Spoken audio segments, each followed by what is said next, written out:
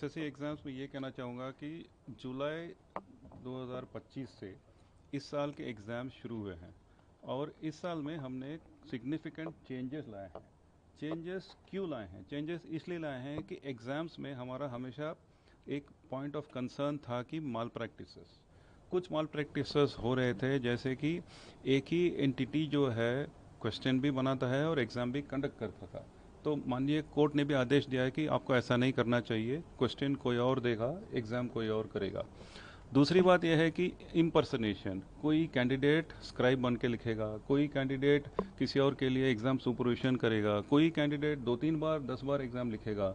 तो इन सब का अवॉइड करने के लिए हमने आधार का प्रावधान लाया है, ताकि अभी कैंडिडेट जो है मल्टीपल रोल नहीं प्ले करेगा, एक ही बार लिखेगा। तो एक जो है अभी हमने ये किया है कि सिस्टम में आधार कैंडिडेट ऑथेंटिकेशन के लिए आएगा और दूसरा जो है क्वेश्चंस कहीं और से आ रहेंगे।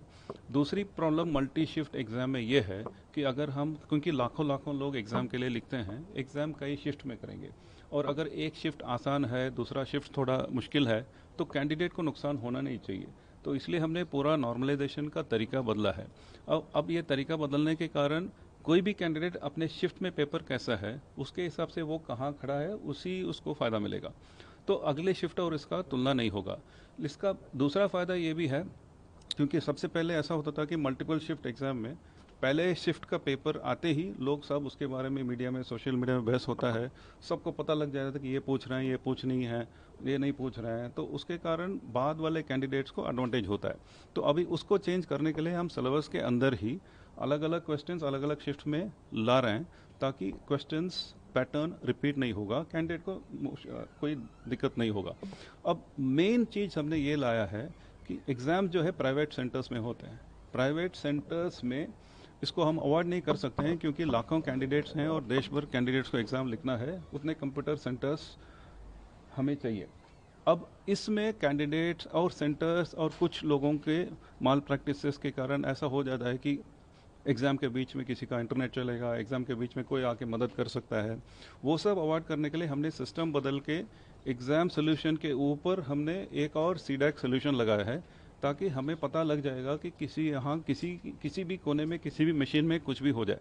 तो उसके कारण, उस इंटीग्रेशन के कारण, जब इस साल का एग्ज़ाम पहली बार जब शुरू हुआ जुलाई में, सिलेक्शन एग्ज़ाम में कुछ जगह दिक्कतें आई, बीच में एग्ज़ाम रुक गया, बीच में एग्ज़ाम हैंग हो गया और मतलब बंद, वो सब इंटीग्रेशन के कारण हुआ है। उसी एग्ज़ाम के दौरान करेक्ट हुआ है और उसके बाद अभी सिस्टम स्टेबलाइज हुआ है।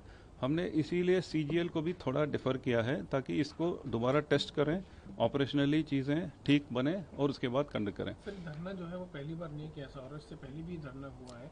आप क्या कहेंगे उन बच्चों को, स्टूडेंट्स क्या को जो मैसेज लगातार? नहीं, मेरा स्टूडेंट्स को यही मतलब कहना है कि एग्ज़ाम फेयर होना है, एग्ज़ाम ट्रांसपेरेंट होना है, लेकिन एग्ज़ाम मतलब जो भी हम टेक्निकल चैलेंजेस के कारण हम टेक्निकल सोल्यूशन से माल प्रैक्टिस अवॉइड करने के लिए ऐसे चेंजेस ले आ रहे हैं। ये सब करने का एक ही ऑब्जेक्टिव है कि ठीक कैंडिडेट को बिना किसी नुकसान से एग्ज़ाम लिख पाएँ और कोई माल प्रैक्टिस न हो।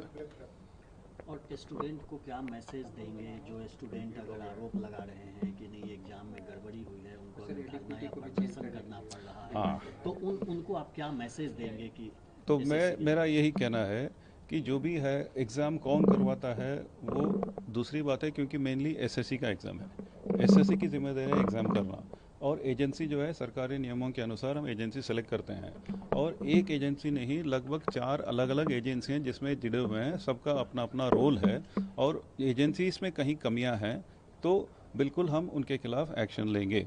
क्योंकि जैसे मैंने कहा, कई लोगों का कुछ कंप्लेंट भी आया कि इस एजेंसी के आने के बाद क्वेश्चन ठीक नहीं है।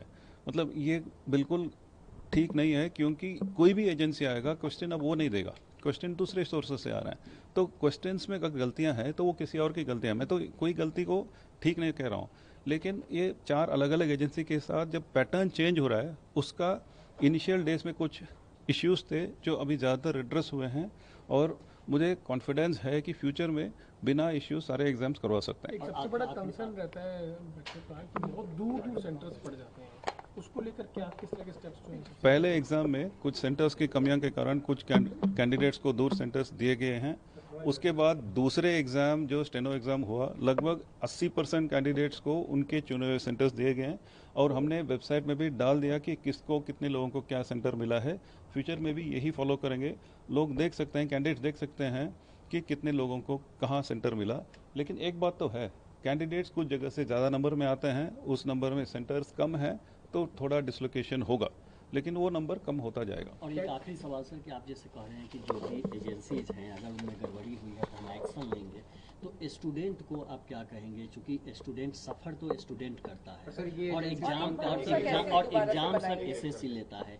इस बीच में एजेंसीज तो कंडक्ट करने वाली संस्था है, लेकिन दो नुकसान होता है, इंस्टीट्यूशन की क्रेडिबिलिटी और स्टूडेंट जो सफ़र करते हैं। और सर ये एजेंसीज के नाम भी बता दीजिए, कौन कौन सी एजेंसी इन्वॉल्व है एग्जाम कंडक्ट कराने में, क्या रोल है? कुछ एजेंसीज का नाम बताऊंगा नहीं, मतलब क्वेश्चन कहाँ से आता है वो बताएंगे नहीं, तो कुछ एजेंसी को नाम बता नहीं सकते हैं। कुछ एजेंसीज हैं जो टीसीएस था, अभी टीसीएस के बदले एक एडुकेटी करके कंपनी एग्ज़ाम कराता है, एग्ज़ाम मॉनिटरिंग एजेंसी है और एक आईटी सपोर्ट एक एजेंसी है। जैसे मैंने सीडैक का कहा, वो सिक्योरिटी सपोर्ट करता है। ये एजेंसीज है। ये जो सर नया सिस्टम लाया गया है, हाँ, कई सवाल उठ रहे हैं इसको लेके कि क्या ये जल्दबाजी में है, क्या ये अलग अलग तरीके से उठ रहा है, और जो आधार इसमें जोड़ा गया है एक रेमेडी के तौर पर, तो माल प्रैक्टिसेस को रोकने में कितना कारगर होगा? आधार मुझे लग रहा है कि बिल्कुल इफेक्टिव रहा है, क्योंकि हमारे पास एविडेंस है। हमारे एग्ज़ाम में एग्ज़ाम के बाद पता लगा कि एक ही आदमी 10 बार लिखा है। ये सब मतलब बिना आधार पकड़ना ही मुश्किल है। अभी ये तो बिल्कुल असंभव है। आधार ऑथेंटिकेशन के साथ आएंगे तो कई लोग कैंडिडेट स्क्राइब बन के एग्ज़ाम दिए हैं और एग्ज़ाम फंक्शनरी बन के काम किए हैं, वो सब अब बंद हो गया। आधार के कारण एग्ज़ाम चलाने वाले एसएससी के लिए भी फ़ायदा है, लेकिन कैंडिडेट के लिए भी बहुत फ़ायदा है।